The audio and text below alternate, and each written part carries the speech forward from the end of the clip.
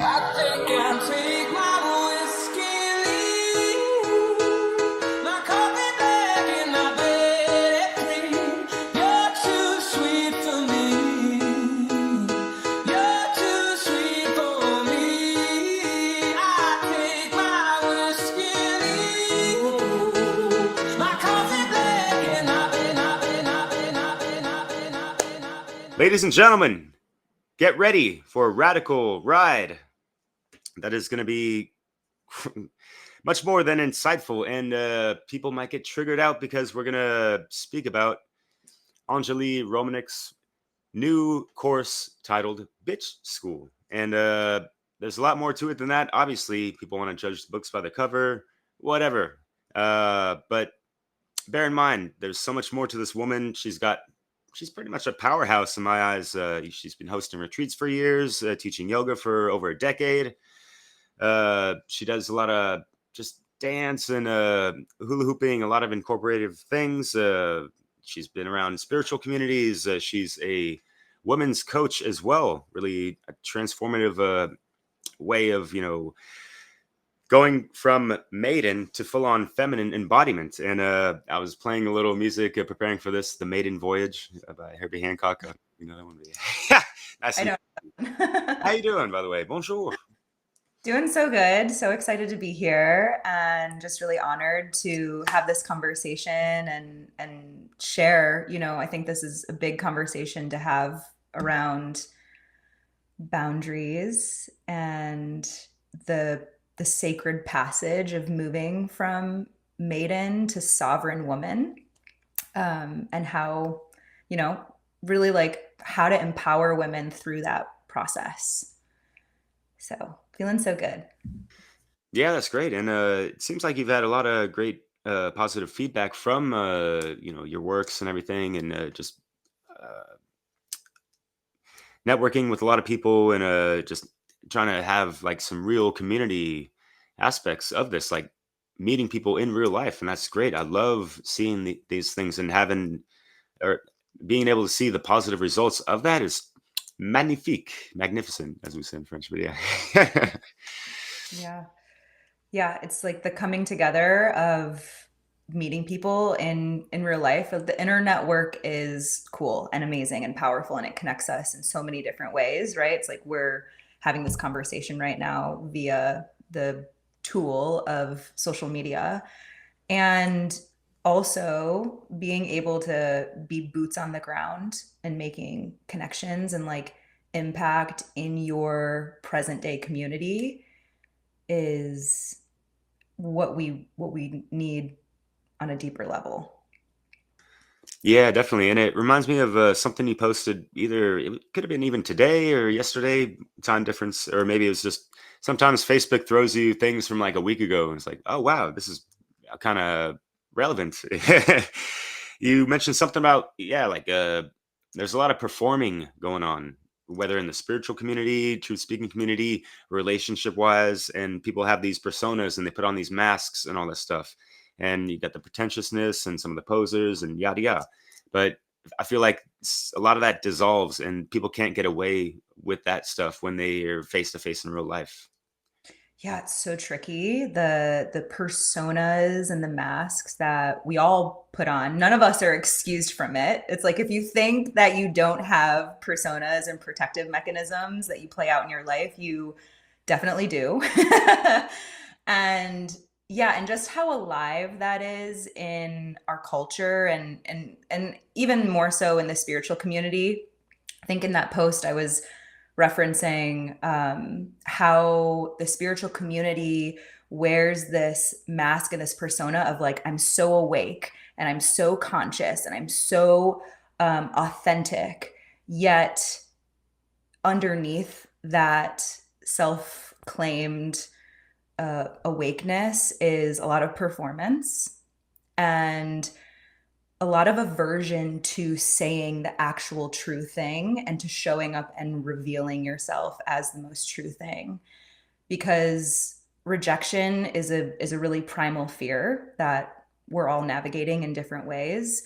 And sometimes it feels a lot safer to put on the mask and have the mask be rejected rather than risking our authentic self being rejected. But when we do that, the authentic self just continues to be starved because that's the actual part of us that is begging to be seen and felt and known. Yeah, well said. And it ties in so much with the live stream I jumped on from Chris Nelson. He's in the One Great Work Network, evolveconsciousness.org. Do not lie to yourself. Like, how can we live a true authentic life if we're lying to ourselves all the time? And if that's an extension of, lying to other people as well, if we're going to be lying to ourselves, right? So who are we Mhm. fooling here, right? So, and what's the purpose of that anyways? But yeah, it is out of fear of the rejection and stuff, and other aspects of the fear of not being right and having to be corrected or what's not. Like, is it really high stakes, guys? Like, it's not a big deal, and there's so much growth after admitting you're wrong or all these things.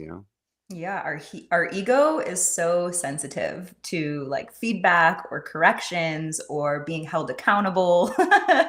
And it's an incredibly humbling experience to allow ourselves to be available and open to receive those things.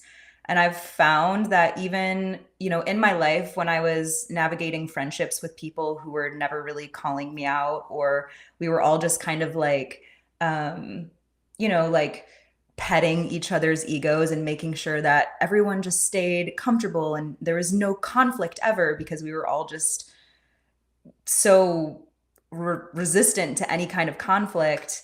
Those kind of relationships and friendships were the ones that suffered the most because there was nothing real within them. And the relationships that I have now in my life are quite literally built on this frame of truth and delivering feedback with an open heart and with love so that there can be reflection and refinement for personal growth. And it's like if we don't have people in our lives and in our corners that aren't willing to give that to us as a gift, I think it's good to question, like, am I actually surrounding myself with people who truly see me, or are they just seeing the facade and that's what they're kind of mesmerized by?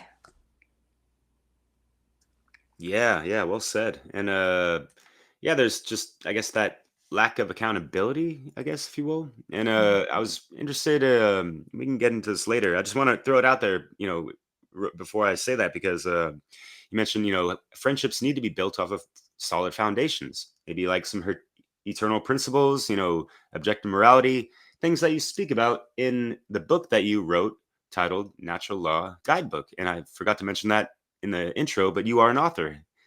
I'm an author. Hallelujah. Yeah, Sorry. yeah. I love that you just dropped that, and I love that Glad guidebook that I wrote back in 2021, which seems like a lifetime ago. And still, I reference it. Still, I share it with people. I'm actually getting ready to post a bunch of things about, just breaking down little bite sizes of the natural law teachings, to bring people back to that guidebook because it's so handy. Yeah, definitely. So yeah, I wanted to, shift towards, your works and this and that. And yeah, going back to accountability. Um what is how do you work with your students, if you will, in regards to holding them accountable to your criteria, your course, and that kind of stuff? Yeah, that's a great question. Every woman that I work with and even the students that come into bitch school, I share right off the bat that accountability is theirs to ultimately hold. Um, I don't baby my students. I don't mommy them. I don't constantly check in on them and make sure that they're doing their homework. There's no homework that is assigned in any of my containers. There's invitations, and it's up to you on how you want to receive those invitations and how you would like to implement them into your life. And I think that when it comes to us feeling like we have to hold other people accountable, we can oftentimes fall into these false control patterns where we think that we're in charge of what they need to do instead of trusting the nature of their own journey and their own path. And that's ultimately what I'm here for. I'm here to serve the work. I'm here to serve the women that show up into the spaces that I facilitate. But I'm not here to make sure that they do their work, because that's their work is to make sure that they're there to do the work. And if they're fully ready, that's like another thing. And it's like, it doesn't matter if someone shows up into a space and there's like a part of them that wants it, but there's another part of them that's like really resisting it, then they might have a difficult time showing up.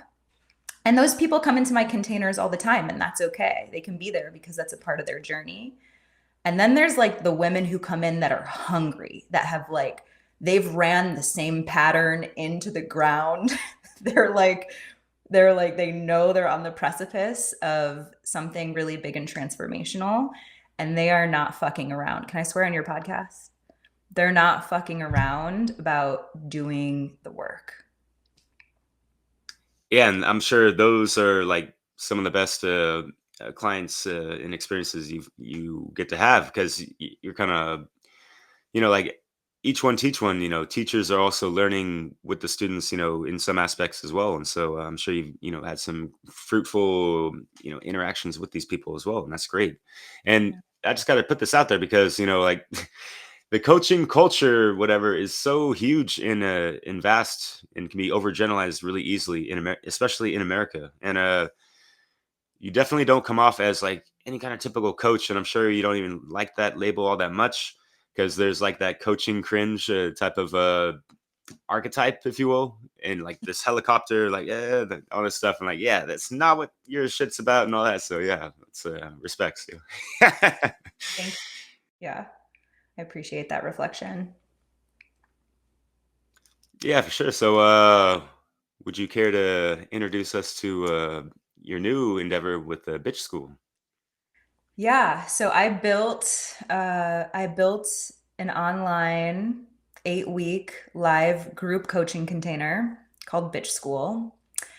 And my inspiration for creating Bitch School was through my own trials of experiencing excessive people pleasing in my life, and a lot of self betrayal, and a lot of confusion around what I even wanted in my life and how to communicate my needs and how to walk away from things that weren't for me, or even, like getting really clear on what felt like a yes for me and what felt like a no. Because so much of my life I was operating in a way where I was just chasing validation, and I was so hungry. Actually, I was like starved. Wouldn't even say hungry. I'd say I was starved for acceptance and to source my worthiness through other people choosing me or liking me, or whatever kind of external validation you can possibly think of. So I ran my pattern into the ground over and over and over again until I finally had to face myself, which is the journey that I take and walk women through, of like exploring inside of Bitch School. We go through a whole 8 weeks where we explore a little bit of the foundation and the roots of where the lack of boundaries, where the people pleasing comes from, where the chronic desire to self-abandon actually originated from. So noticing, like, quote unquote, the original wound, and working with that part of our own inner child. And it's a beautiful journey to take women on, and it's really incredible to watch them navigate these experiences, relationships, moments in their life where they can start to reflect and see, oh, that's where I dropped myself to receive something in exchange. This is where I'm operating in these relationships that are incredibly transactional.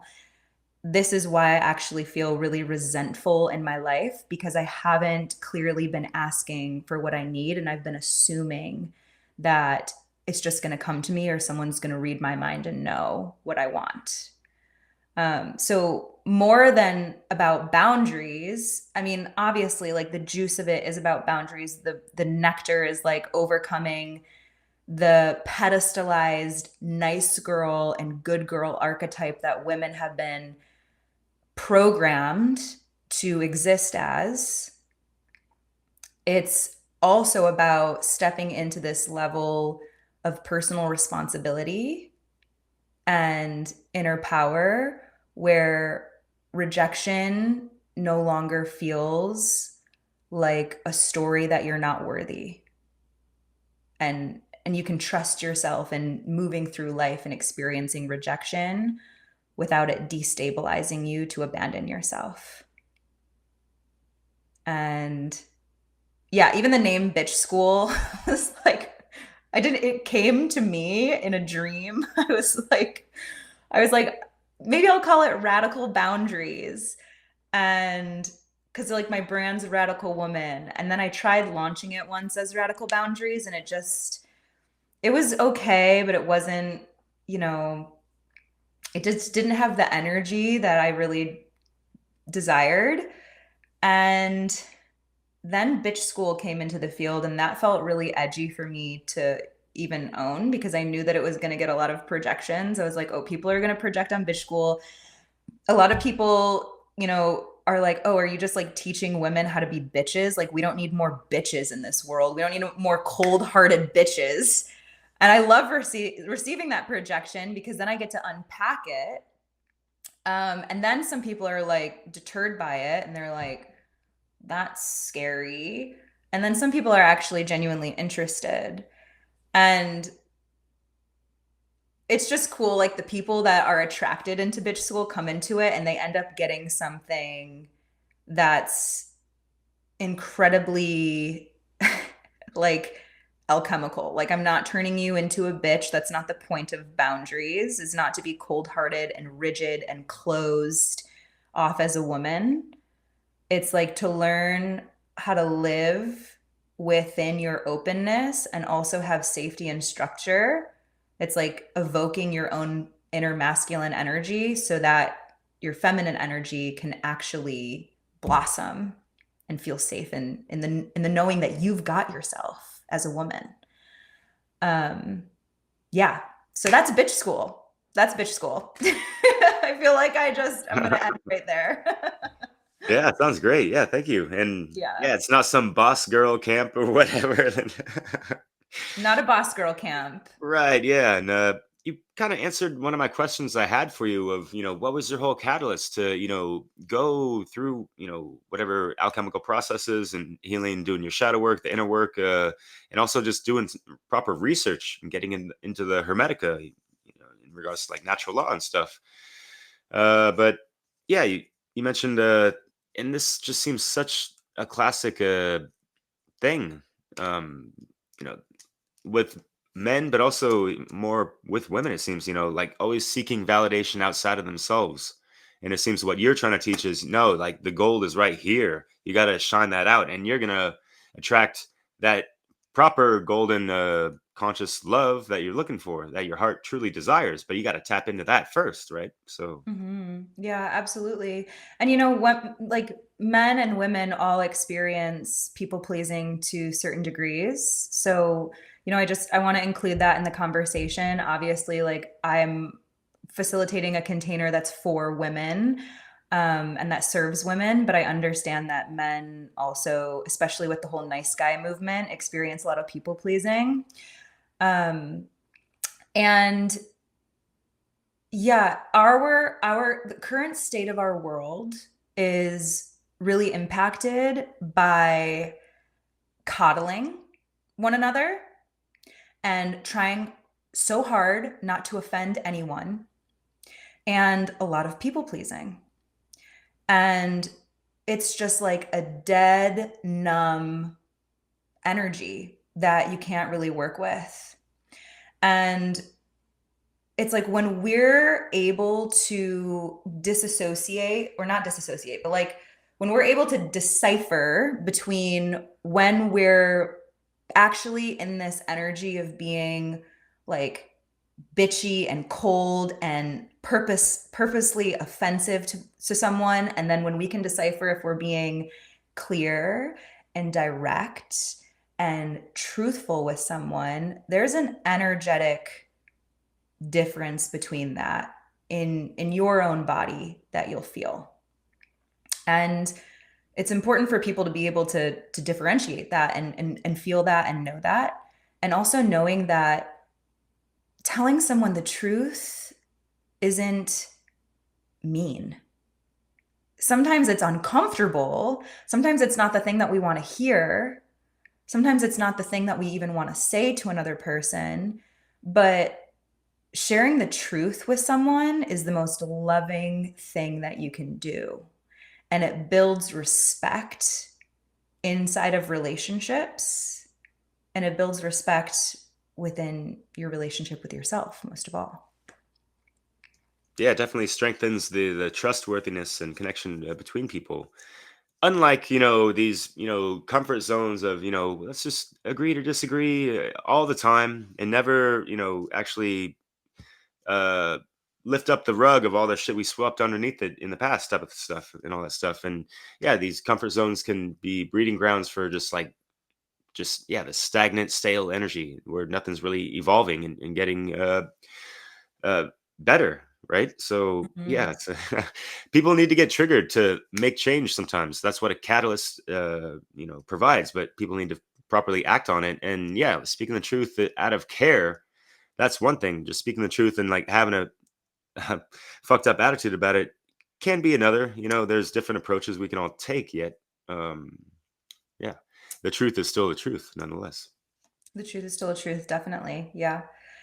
Yeah, and there's also something to be said about like how when we're competent enough in ourselves to bring a truth to someone, and maybe they have a reaction to it, right? Because sometimes a lot of the time why people hold back is their inner fear of like, oh, I don't want to hurt their feelings. I don't want them to feel this. I don't want them to feel that. And then also there's a part where it's like, I don't want to feel the discomfort of that either. But what if you saying the thing was like medicinal for that person to receive? What if them getting triggered or them having their emotional experience or them facing that thing inside of them was actually the exact thing that they need in order for them to grow? And so it's like when we're also withholding truth, when we're not being clear, we're robbing ourselves, but we're also robbing that person of an opportunity for them to shift or change or say yes or say no in a way that might feel more aligned for them too. So it's just like a whole ecosystem. Boundaries are a whole ecosystem. Truth is an entire ecosystem. And learning how to be in right relationship with truth is a necessary skill for operating in today's world. Oh yeah, agape mother lovers, that's the highest truth we need to be, and that's like the foundation that relationships should be, uh, built upon as well. uh I wanted to come back just real quick with the whole, and yeah, I think people are still dealing with their unhealed traumas and wounds and stuff from childhood and yada yada, right? Mhm. uh Something that just sounds really cool, and it seems like you're encouraging that a lot in your school, is like not just truth seeking, but wound seeking. There's a Mhm. lot of truth in there to be healed, and so much growth can be made within individuals, and like all these mental, emotional, physical blockages can be dissolved in a sense, right? Yeah. Yeah. So, like working with the trauma is an important part of healing.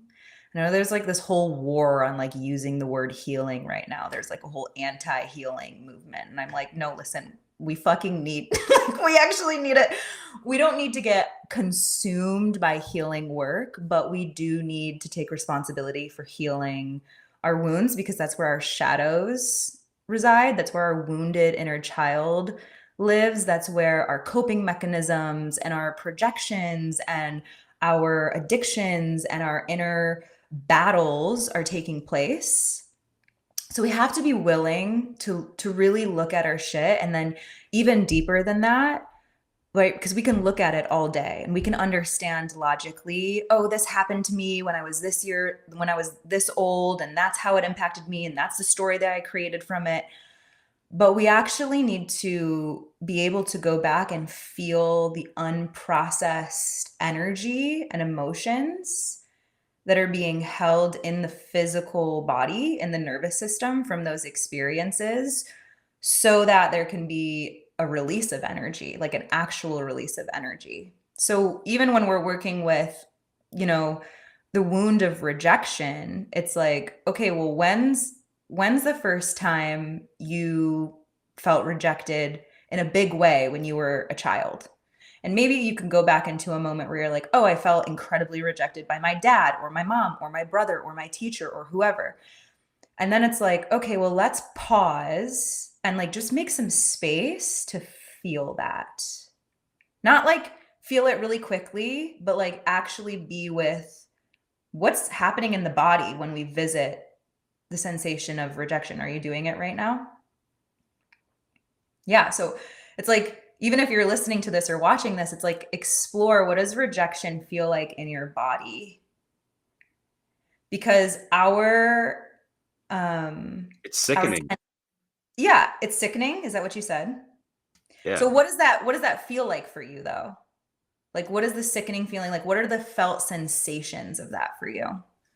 But I was kind of smiling to myself, and it's just like funny. When I was a little kid, you know, I heard myself for the first time in some home video on that my parents wanted to show to my granddad, and I just didn't like my voice. I was like shocked. It sounded so different than what the voice I had in my head, and I felt like so embarrassed and stuff. I was just like crying and stuff. I just felt like sick to my stomach, and Hmm. uh, yeah, like maybe I mean, it was ages ago, right? But I'm sure that closed up that throat chakra quite a bit, you know? Well, your body remembers, your Yeah. body remembers the experience.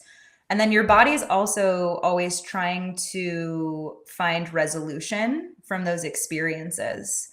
And so that's why we have to learn how to be with the sensations, because those sensations are the things that we typically use our like avoidance skills to get away from. So it's like, if I don't want to experience rejection and that visceral, uncomfortable experience of rejection, I'm going to shrink. I'm going to collapse. I'm going to make myself smaller. I'm going to make myself into a nice, agreeable, good girl who's, I'm low maintenance. I don't need anything. I'll just go with the flow.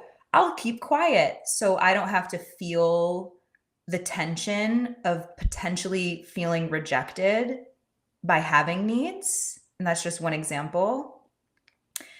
But that sensation doesn't actually go away when I collapse and make myself smaller. I actually have to learn how to be with. Here's like the biggest thing, is teaching ourselves how to be with those uncomfortable sensations and trusting that we can hold ourselves through them and that we're not going to die. Because it might feel like death in a moment of like, if I get rejected from this person or by my boss or by this thing, like I might actually die. And it's not a conscious thing. It's really unconscious. But when we can teach ourselves how to be with uncomfortable sensations in the body, we actually build more resilience. We build more capacity to be with uncomfortable things, because life is going to be uncomfortable, period. We're never going to heal ourselves out of the discomfort of the human experience. But what we can do is we can teach ourselves how to have enough strength and trust in ourselves that we can be with whatever the fuck comes up. So that's like just full circle moment of like, yes, we tap into the wound, we notice what the wound is, but we also create space to feel the wound and build capacity to be with the discomfort of that until it actually like fades away. It doesn't feel as big anymore. Wonderful, great, and that it's the way I put it is, especially in context to these types of things that we have to confront or address and deal with. We need to be comfortable with being uncomfortable, in a sense, So yeah, flip the script on how you feel about these things, like. But yeah, semantics. Just kidding with you. So, what do you have coming up? What? Sorry, if you have any other trains of thought, you're on a roll. So I'm gonna just let you go. I don't have any other things to share in this moment unless you have a juicy question to throw my way. Uh,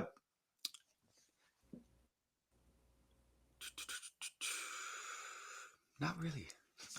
Okay. So Yeah. I'm getting like the shadow work fatigue because it's been such a topic of conversation a long time. But I guess I'm sure you reference certain folks like Carl Jung in regards to shadow work and that kind of stuff, the animus issues, and yeah, what are some of the teaching aids that you also give to your clients and stuff? The teaching aids. Yeah, I guess. Well, aside from, do you reference any kind of other authors or researchers, books, things of that nature? That Sometimes, I mean, I work a lot in like, somatic experiencing work. that's the I'm word a, I was looking for. I'm Yeah. a somatic practitioner, so I Mm. reference a lot of Peter Levine's work. Um, Parts work is a big part of even bitch school. Are you familiar with parts work at all? So parts work is essentially exploring where the psyche has fragmented and how our psyche has created different parts of us that kind of come in to defend or protect or put out the fire or keep us really safe and nurtured.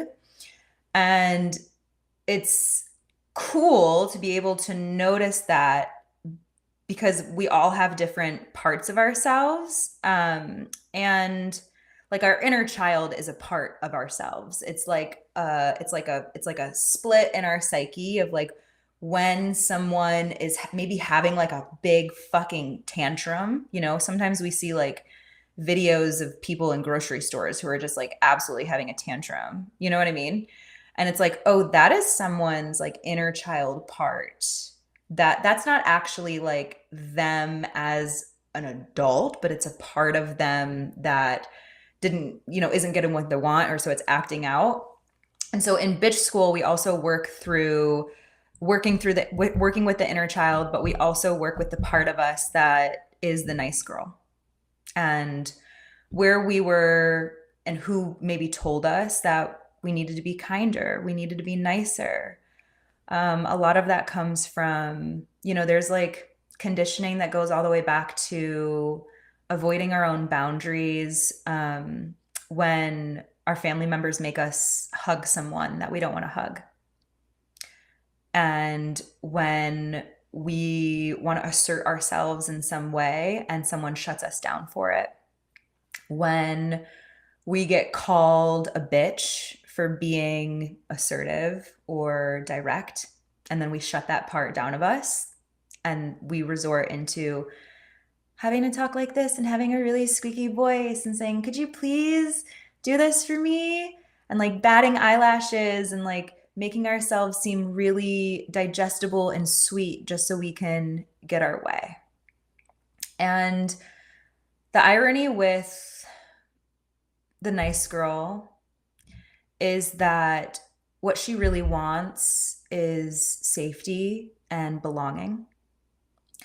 And how she tends to get it is typically through manipulation, right? So the nice girl will tend to overgive.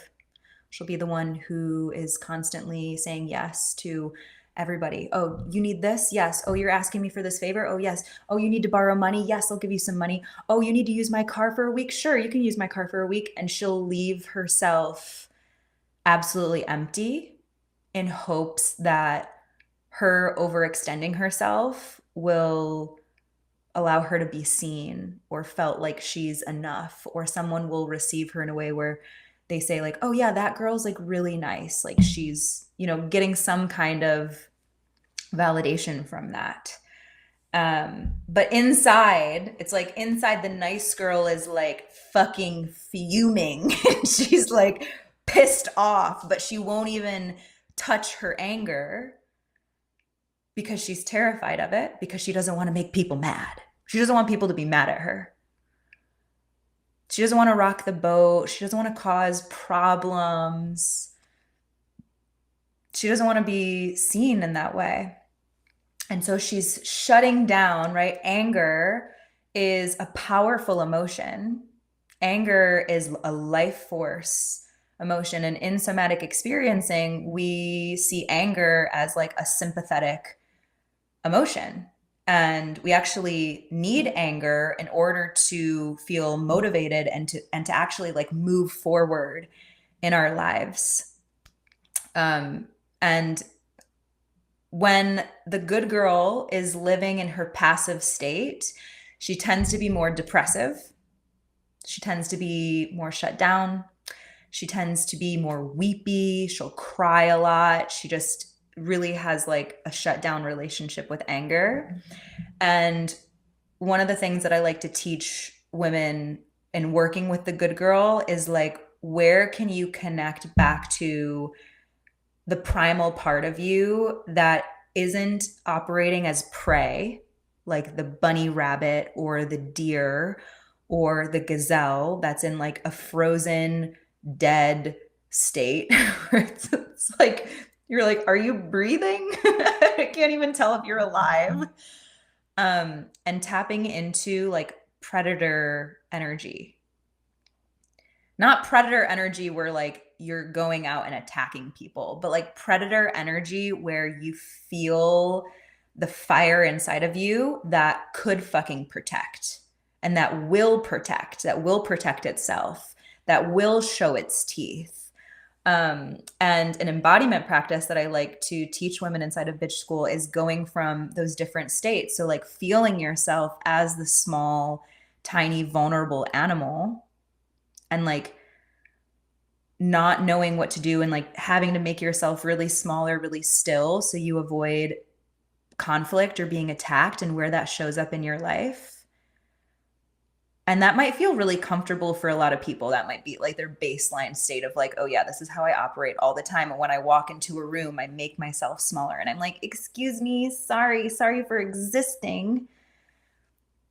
Please don't see me, which is a trauma response, right? Of like making ourselves really small so we can avoid threats, and like slowly helping women to like step into that energy of like, whoa, like I can feel my breath deepen. I can feel my eyes sharpen. I can feel myself look around the room. I can sense where I'm going. There's like a tunnel vision aspect to it. I can feel the fierceness in me, and feeling the difference between those two things in the body is extremely different. And sometimes it's really uncomfortable for women to take the space of like the jaguar or the shark, or like, you know, the wolf, or, you know, some of these like really ferocious animals.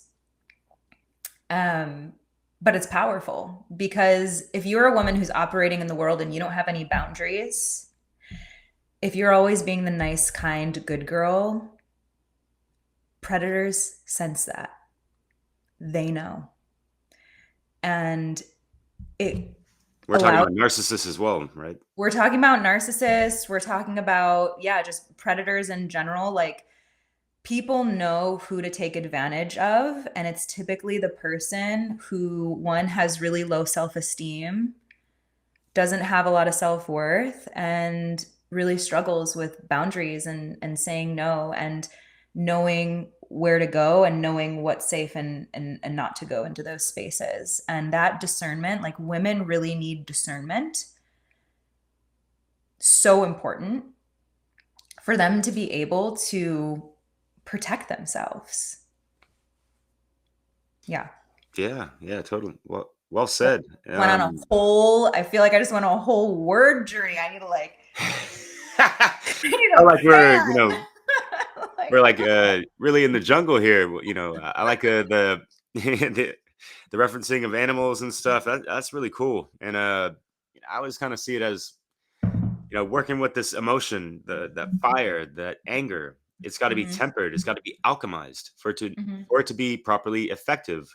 And because it is very potent and volatile even. And so we've heard the stories throughout the years, especially in America, of the crazy hysterical woman and stuff, and like the conditioned perspective of women and stuff. Like, oh, these women, they don't know what they're just flying off the emotional hinges and whatever and this and that. And so I think that quelled some of the um, personalities of women and kind of rendered them into the nice girl stuff as well, along with what you said for sure. And I feel like it's totally fine for people to be righteous in that anger, especially when it's alchemized and channeled properly. It just has to have proper articulation, I guess. Yeah, um our emotions, no matter what emotion it is, it needs structure. Emotions are feminine, they're energy, they're movement. And when our emotions don't have any structure or like containment, they can kind of like go all over the place. And and sometimes like rage can be a really powerful emotion. Um when it's being projected outward towards something or someone is when it can become like violent or unsafe to experience it. And what I find most times with anger is right, so like people who feel anger freely, like that's not me. My anger was shut down for a really really long time, and it took me a really long time to even connect back to the fact that I could be angry, that I was allowed to be angry, because I wasn't allowed to be angry was this as in the as a spiritual child. community stuff? This was in my childhood. So like Oh, in my okay, all child, right. like yeah, so this like goes back to like my own lived experience of like I wasn't allowed to express anger as a child, so I always reverted to sadness because it wasn't safe. And so like and then this is really common. It's like a lot of women who fall into the people pleaser category. It's like when they feel angry, they cry. Um, but people who have access to their anger and who feel it often, you might see those people who are like road raging, like they're flipping people off in traffic, or maybe they are getting out of their car and they're like, their fight system is online. Like they're having bar fights with people, they're punching holes in the walls, they're expressing anger, and it's not healthy to express anger in those ways, and it's not safe for that person, and it's not safe for other people. And ultimately, like anger is an energy that needs to be felt and kind of like metabolized all the way through the body. When we feel an emotion and we have an immediate response to it, that's actually our system just trying to deflect. It's trying to like get rid of this energy as fast as possible. So I feel angry, someone cuts me off in traffic and I'm laying on my horn, and it's like that's my nervous system just trying to like get rid of the energy as fast as possible. And that's not supportive. What's actually supportive for any emotion is being able to slow down and like notice what's happening and to feel it and to become aware. It's like the awareness part is the most challenging part, but it's like, oh, what do I feel right now? I feel tingling in my hands. I feel heat in my sternum. I feel my face flushing. I feel my pupils dilating, like, and then just noticing that and taking some space to be with it, and eventually that energy, the emotion will move its way through your system on its own. You don't need to punch a wall or punch a pillow or go into a rage ceremony to move the energy. Yeah, and I'm sure, yeah, some things I mean, I've done this as well. Sometimes when I play I kick the ball. I played soccer for a while. I kind of have a ball in the yard. Sometimes it's kind of like my own type of dance in a sense. It's just like free flowing movement and that kind of stuff. And it just, you're kind of releasing energy and stuff. Mhm. And people can have other healthy outlets of that. And I like the way I like to say, to transcend these things, you could transcend dance, end the Mm. trance through dance type of thing, so yeah. Yeah, yeah. I mean, I'm a big fan of dancing. I love dancing with emotions and different types of emotions. And yeah, there's tons of healthy outlets that you can find to move through emotional waves, whether it's anger or grief or disappointment or embarrassment or all the things. It's just learning how to build a relationship with those emotions so that you're not enslaved to your emotions, which is easier said than done, which is why we oftentimes need like outside support to navigate those things. Yeah, and you seem like such a great source for supporting people, and that's great. It seems like you have a really wonderful space that you provide for people that come into there, and it seems really intimate as well. And the women's retreats you have seem very powerful as well, especially this gathering of females and stuff, and like this little mini temporary sisterhood that could carry on. Maybe there's connections that are still going on today. I mean, you're still friends with Stephanie Forcier, creators on the crest. Yeah, she Oh came yeah. on my retreats. She came to my Kauai retreat last Yeah, year in May. that's awesome. Yeah. Yeah, bringing women together is beautiful. And I think one of the things that I really enjoy bringing women together on the premise of is like, one, obviously, like taking off the mask. Like, I don't care about how good your hair looks on these retreats. I don't care about your nails. I don't care about your makeup. I actually want to see your grit. I want to see the parts of you that you've been holding back for years, that you've been afraid to show other people. I want to see your tears. I want to see you in your joy. I want to see you in your excitement. I want to see you in all the things. And when we build relationships with women like that, when we're like, oh, I don't need to actually save her from her experience, but I can learn how to hold impeccable space for her to move through her experience and know that she's seen, she's held. That's where sisterhood is really built. It's like when we can really witness each other and take each other off the pedestals and just see like, oh, we're human, we're all moving through these experiences, we all have our shit.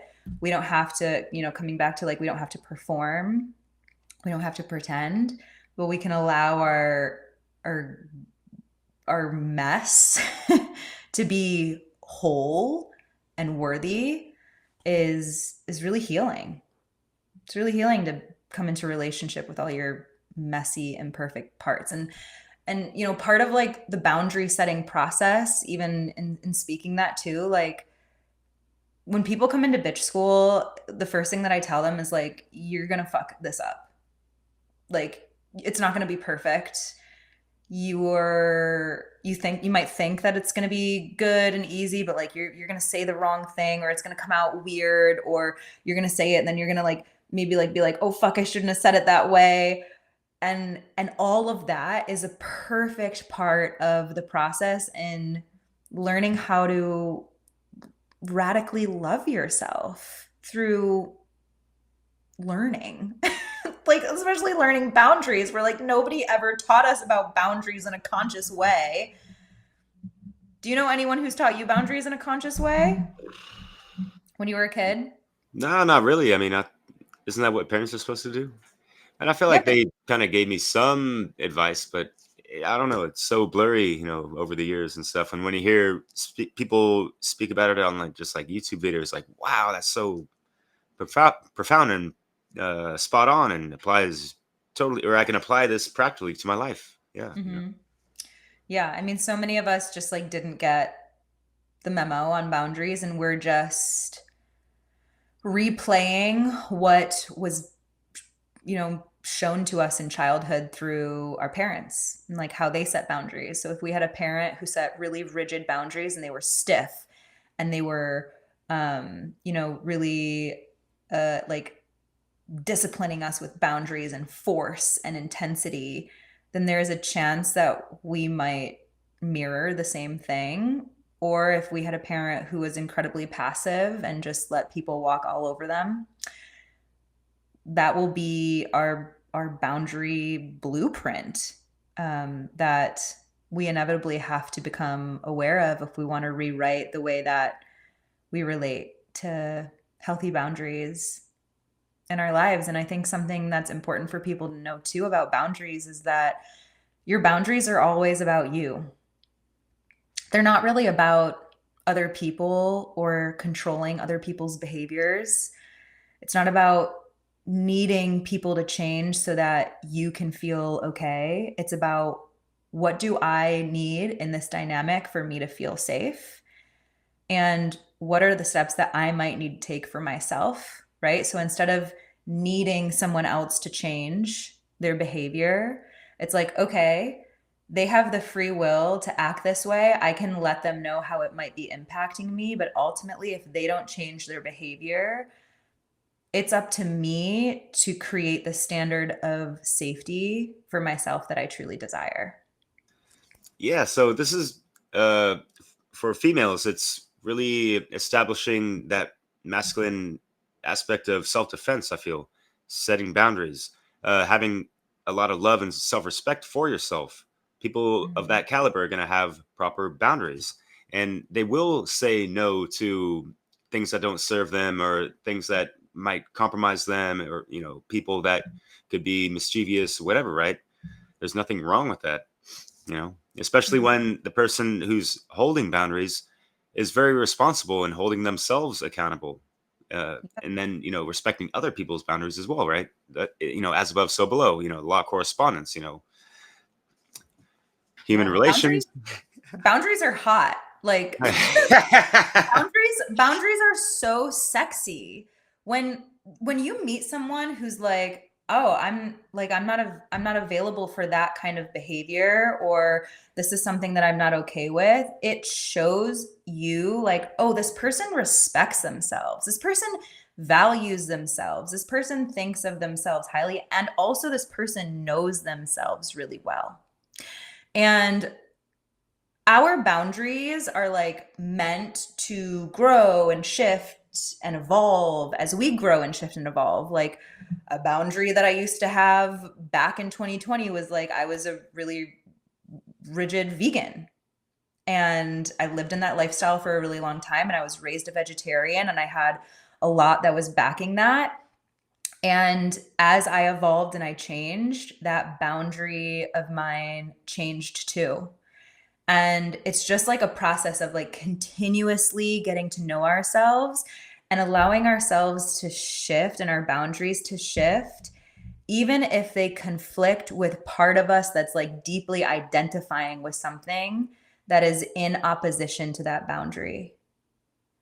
And it's like, if we're not willing to shift the identity to match what the deeper core need is, then we're actually just like praising the identity rather than the truth again, the truth of what we actually need. Yeah, it's a bit of a maybe not as far as like self-sabotage, but you're holding yourself back in a sense. Yeah. I mean, and it can totally be a form of self-sabotage too. Like I see people sabotaging their health all the time because they're rigidly holding on to a certain identity, or they're self-sabotaging a relationship because they're holding on to a certain identity, or all these different ways that we subtly like leave ourselves to prove a point or to like get the thing that we think that we want, rather than having this like humbleness to surrender to what is the deeper calling for our soul's evolution. Hell yeah. And I definitely do agree that, yeah, boundaries are attractive, they're sexy, and I definitely respect women, especially if they're gonna be like, hey, like, I'm not sleeping with you on the first night, and it's like, oh, fuck yeah, like, No, that's you a huge know, one. like, That's yeah, huge. Yeah. I don't want to, like, it tells a good amount about someone sometimes if they're gonna be that open to someone just right off the bat type of thing. So yeah, and like I'm worlds away from the whole dating scene and stuff, but yeah, and it's different out here in France also, and just some of the dynamics and stuff. I have a really cool relationship with my lady, and yeah, I'm able to hold proper space with her. I want her to express anything to me, the ups and downs, the highs, the lows, and anything in between, the grittiness, the ugliness, and like you're saying, and I love the natural beauty as well. Mhm. I don't need things with makeup and stuff like that. I appreciate it and stuff. I have nothing wrong with it, but you know, when you strip everything down to the bare essence, uh, how is one's spiritual glow, in a sense? How is that shining for them? Yeah, yeah, absolutely.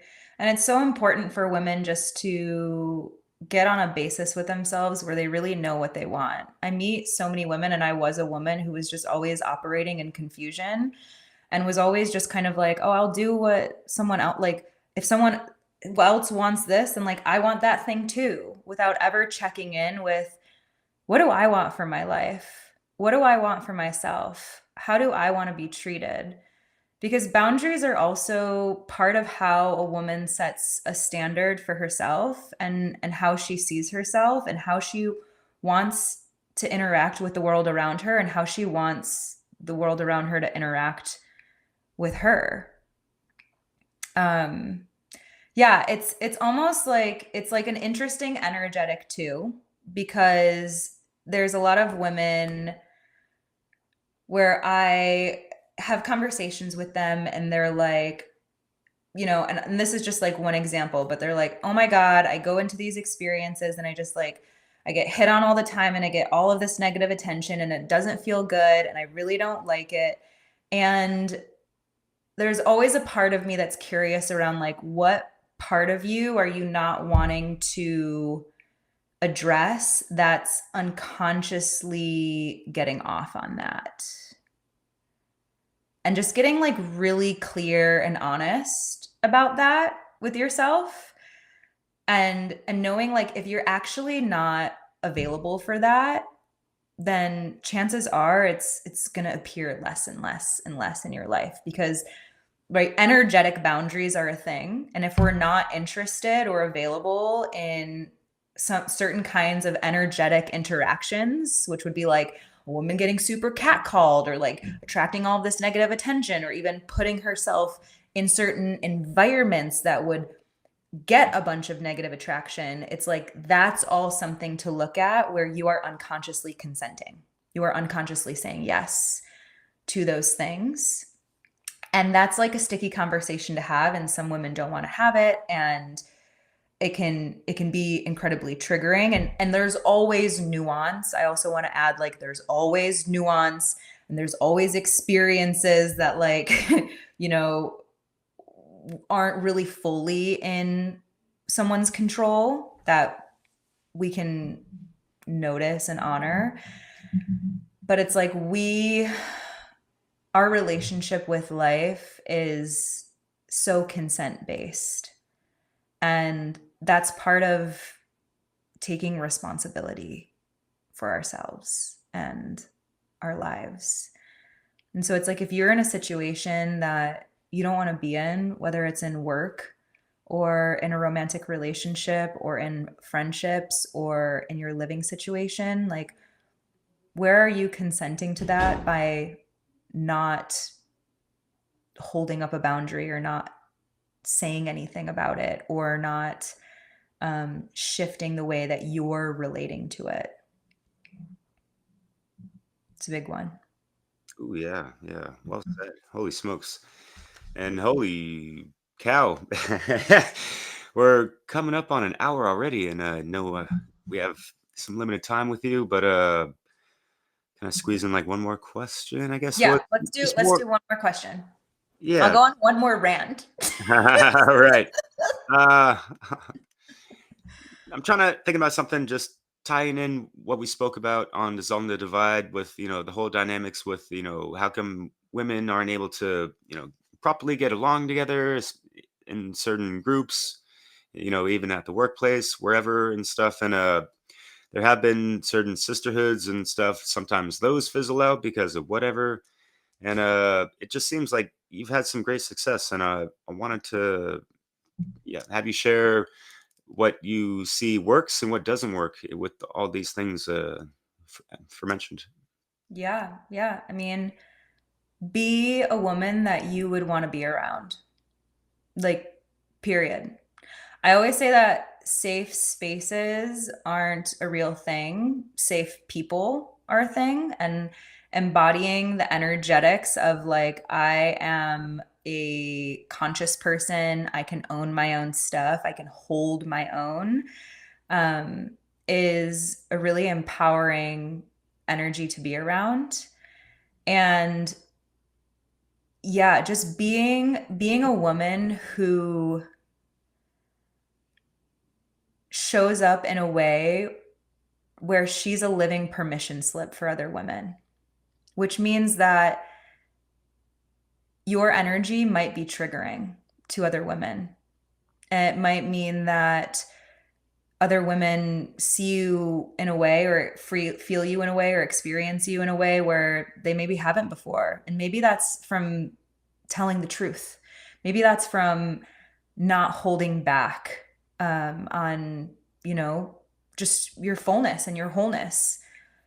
Confidence isn't about being the most loud woman in the room. It's not about being the most put together, perfect woman in the room. It's about how connected are you to your own self? How well do you know your own self?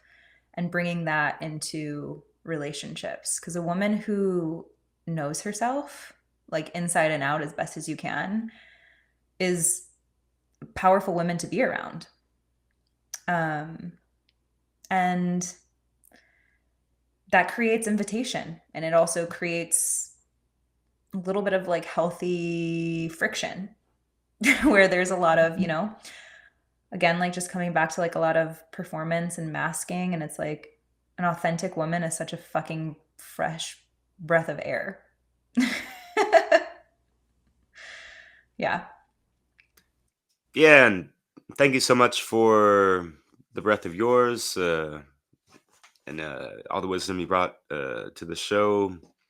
Uh, what do you think of the word yoniverse? This that series I have going on. It was I think it's cool. I love the yoniverse. I love that you have a yoniverse like channel happening right now. Yeah, it's really cool. And it's just a testament to like, I think it's beautiful to recognize like men are so powerful in their own ways and bring so much beauty into this world, and so much magic into this world that we need, and women are the same, and so much of our magic is really like connecting back to our womb and like the compass of the womb, and like really being able to orient to all of the power that lives in the feminine body, in the female body. yeah, totally, and that's birth of some conscious creations to the world. So yeah. Totally. Yeah. Please tell the people where they can find all your magical workings in internet land and Instagram and all that. Internet land. Yeah. So you can find me on socials on TikTok and Instagram at Radical X Woman. That's me. And you can find my website, which is www.radical-woman.com. And that's the word. And Bitch School is open for our summer cohort. We start on July 16th. So if you feel inclined or interested in checking out more of Bitch School, you can visit my website and it'll take you right to the Bitch School page. And I'm offering free discovery calls right now if you want to get to know each other, if you want to explore if Bitch School is a good fit for you. then you can send me an email or DM me on, Instagram. Yeah. Right on. Anjali, merci beaucoup. Merci beaucoup. Thank you so much for having me on the Yeah, show. honored as well. Yeah, thank you so much. Yeah. Take care out there, and yeah, much love. Bye. Thanks. Ciao.